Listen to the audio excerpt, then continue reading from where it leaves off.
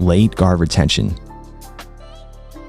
If your opponent gets past your layer 1 and layer 2 of your legs, meaning your knees and feet, the battle isn't quite over. You need to use your arms or your legs or both to regain connection with your feet. Alternatively, you could look to bring your layer 1 or layer 2 towards the mat. Turtle, for example. We will first look at reguarding onto your opponent, and then to framing on the mat. Now let's look at late guard retention when you lose connection with your grips and you risk your opponent finalizing a guard pass. To reguard, you can use your arms, legs, or both to assist you, your upper or lower guard. This can be achieved through gripping or framing. Here my opponent uses a Toreando pass to throw my legs out of the way. Immediately I close off space from my knee to my elbow to prevent him from gaining access to my inside position between my armpit and my hip. I also have layer 1 of my defense with my arms on his shoulder to frame him away. Now I take inside position with my legs to attack a triangle. Here my opponent gets past my layer 2 of my legs, my knees. Immediately I close space with my knee and my elbow, bringing layer 2 of my left leg back in front of my opponent, allowing me to reguard.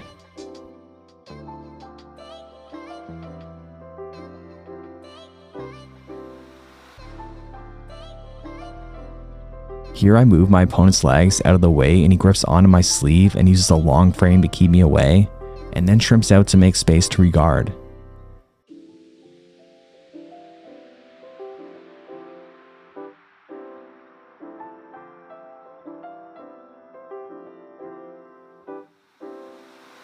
Instead of reguarding, you can also use this technique as a way to flip your opponent over, very similar to a judo hip throw. If you can't grab their sleeve or you're doing no-gi, then stiff arming in the tricep is also an option.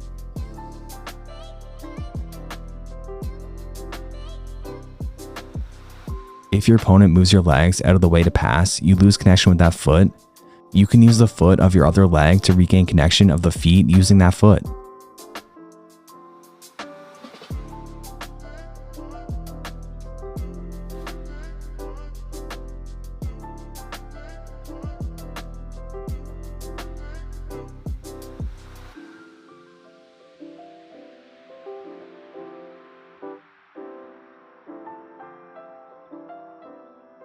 If your opponent clears your leg, you can also use the instep of your other leg to catch their leg and regain your guard.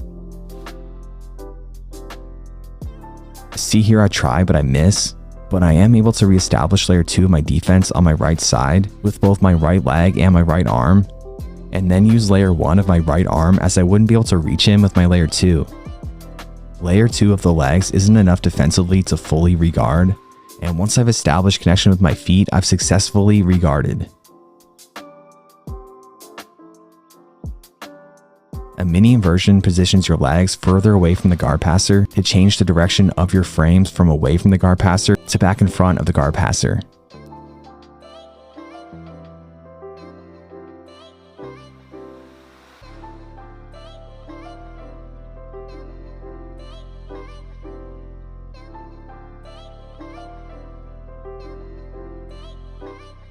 An inversion works similar to a mini inversion. You go with the direction that the guard passer is moving your legs, and then you spin around fully to reestablish your guard.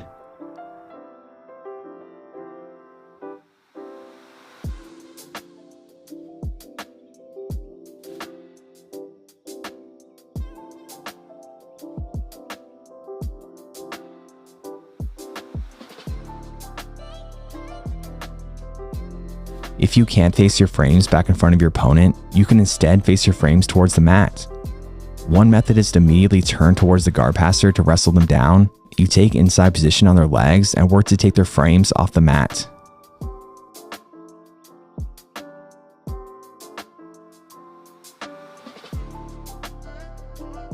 You can also turtle. To turtle, you bring your frames towards the mat.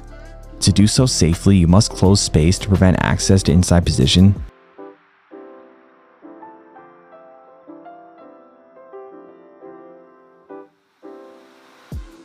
The number one reason that people get their back taken when turtling is because they do so loosely. They have a loose turtle. Look how much space in each example that each opponent is giving me to easily grip their inside position. They could easily fix this and have a higher chance of preventing back control if they simply close out space.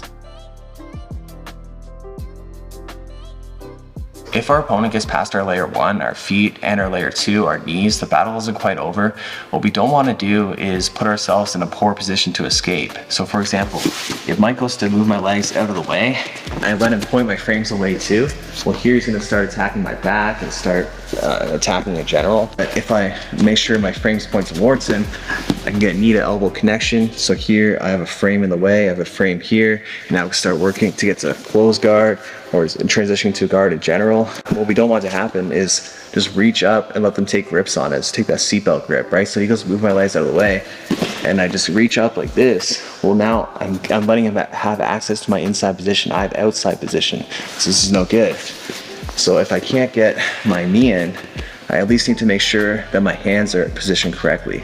So if he goes to move my legs out of the way, ideally, I want to stop him from grabbing my head. I want to use my T-Rex arms. And from here, it's going to be a lot easier to make space, get my frames back in front, and start transitioning to a real guard.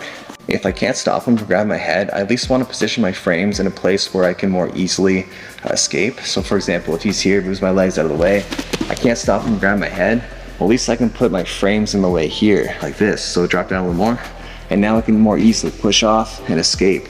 If my arm is isolated, like his knee is over top of my elbow, here it's gonna be a lot harder to escape. I need to drop my elbow down first and then start working to get out.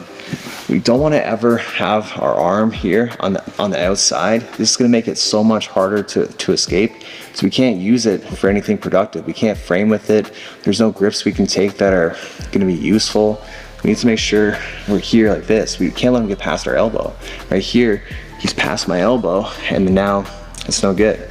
So here, like this, keeping our elbows close, it's gonna make it a lot easier to escape. Again, if I'm here just grabbing, giving him all this inside position, can't frame with anything, it's gonna be very hard to escape. We need to position ourselves in the most easy positions to escape. So again, T-Rex arms, this is ideal. Hand on or frame on the hips is also good.